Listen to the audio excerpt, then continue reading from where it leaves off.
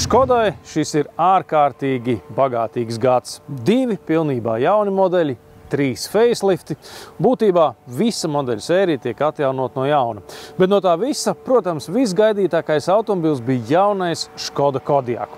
Un šobrīd mēs esam ieradušies Spānijā uz pirmo tikšanos ar jauno lielo Škodas crossoveru.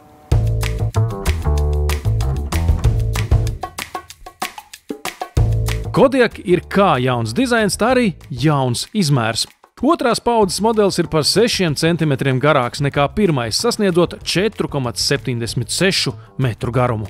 Ar automašīnas dizainu mēs jau iepazināmies Kodiaq statiskajā prezentācijā, taču tikai izbraucot ārā reālā vidē un apstājoties tādā gadījuma stāvlokumā var apjaust, cik tas automobils patiesībā ir liels. Un tajā pašā laikā es gribu uzsvērt, ka aerodinamiskā pretestība ir 0,28. Tas ir ļoti zems rādītājs tik kantainām automobīlim. Kā viņi to ir panākuši? Ar visādām aerodinamiskām viltībām, kas pārmaiņas pēc liek automobīlim var izskatīties labāk. Un vēl viens svarīgs fakts, atšķirībā no jaunā Superba, Kodiaqu uzreiz varēs nopirkt arī Sportline komplektācijā. Sākotnēji jaunais Kodiaq tiks piedāvāts 2 komplektācijās – Selection un Sportline. Citas sekos vēlāk. Kas tad jaunajam Kodiaqam liek izskatīties īpaši eleganti un varbūt pat mazliet tā kā prēmiju virzienā? Tā ir šī uzlikuma vispār tā aizmugures daļa, kas siluetā mazliet atgādina, Range Rover Velar. Automobils tīri no praktiskā viedokļa ir liels, aizmugurējās durvis ir plātas, varās plašā leņķī, tieši tas pats attiecās arī uz priekšējām. Es domāju, ka laiks ķerties klāt salonam.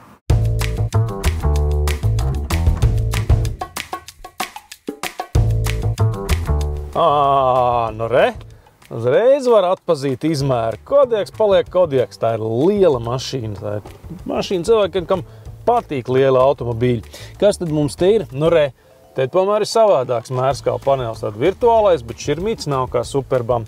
Centrālais ekrāns. Un, protams, šīs te jaunās pogas, kas vada gan klimatu, gan skaļumu. Un te var arī sēdekļu apsildi ieslēgt un tā tālāk. Škoda Smart Dials ir patiešām atjautīgs veids, kā atvieglot automašīnas lietošanu skārienjutīgo ekrāna ērā. Un, protams, jāpatur prātā, ka arī jaunajā Kodiaqā ātrumkārbas vadība ir pārcelt uz stūres, un tas nozīmē, ka mums vairs nav Kodiaqu ar manuālo kārbu. Pēc tādiem arī neviens droši vien ļoti neilgojās. Līdz ar to ir atbrīvojusies vieta vidū, kas tad mums te ir? 2 telefonu lādētāji, glāžu turētāji, sīkuma kastīti, un Simply Clever risinājums. Tāds paralēls kaldnīca, ko notīrīt ekrānu. Ekrāns gan ir mazāks nekā Volkswagen, un arī grafika nedaudz atšķiras atbilstoši Škoda korporatīvajām krāsām.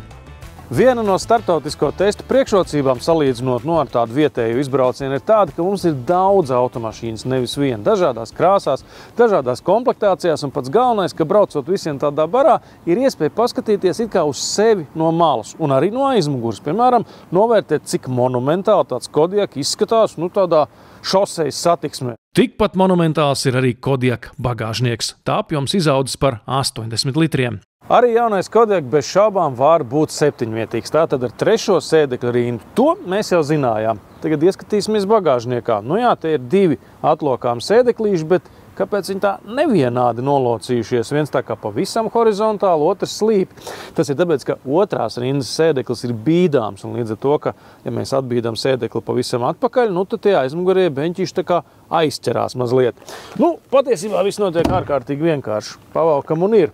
Un, kas man ļoti interesēja, vai arī jaunajā Kodiaqā 7-vietīgajā versijā būs rezerves ritenis. Voilà, kur tas ir.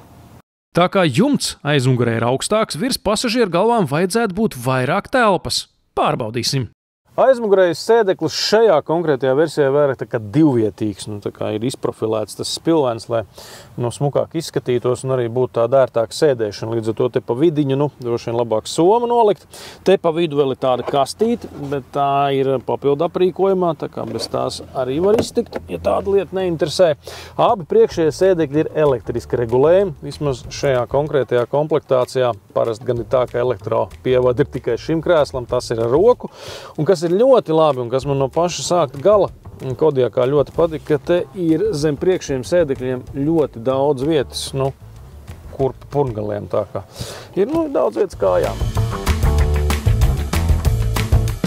Kodiaq dzinēju gamma pārsvarā sastāv no 2 litru turbodzinējiem, taču ir arī mazāki motori. Viens no tiem ir lādējamais hibrīds. Motors, ar kuru mēs šobrīd braucam, ir 2 litru dīzels ar mazāko 150 zirgspēku jaudu, un tas nozīmē, ka šīm Kodiaqam ir tikai priekšpiedziņa. Taču es domāju, ka būs cilvēki, kam būs nepieciešams arī šāds auto. Un, protams, paliek arī vienkāršākais variants ar 1.5 TSI, un tad tur 2 varianti ar pilnpiedziņām. Pirmais iespējas par dinamiku ļoti labi un pietiekam arī uz šosejas un uz mazajiem ceļiem.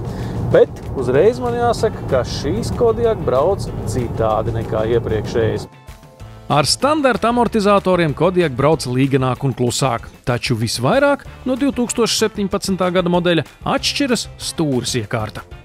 Atcerēsimies, ka pašam pirmajam Kodiaqam bija tāds maziņš trūkumiņš, bija ļoti viegla stūre. Kā tautā saka, tukša stūre. Pēc tam faceliftā tas jau tika pielabots. Šim Kodiaqam gluži pretēji. Ir tāds sajūta, ka tur būtu kaut kāds gumijas iestiepts, jo tas stūrs ir tāds atspērīgs, sevišķi nostrādā līniju lasītājs. Lasītāju, virzītāju un apturētāju Kodiaqā ir neaptverams daudzums. Turklāt vairums ir iekļauts standarta aprīkojumā.